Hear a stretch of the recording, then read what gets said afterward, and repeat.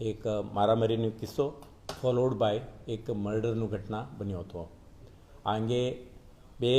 Criminal case દાખલ કરીને શહેર પોલીસ તપાસ હાથ ધરી છે અને સાથે સાથે જે તે વખતે કેટલાક પોલીસ અધિકારીઓ વિરુદ્ધમાં પણ આક્ષેપ થયો હતો. આના અનુસંધાને જે તે વખતે જ પેન્ડિંગ પ્રિલિમિનરી ઇન્ક્વાયરી 2 કર્મચારીઓને આપણે સસ્પેન્ડ કર્યા હતા અને તે પછી એક ડિટેઇલ્ડ પ્રિલિમિનરી ઇન્ક્વાયરીના અંતે કેટલાક કર્મચારીઓના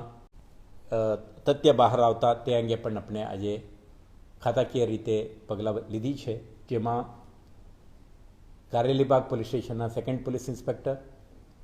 એક સબ ઇન્સ્પેક્ટર અને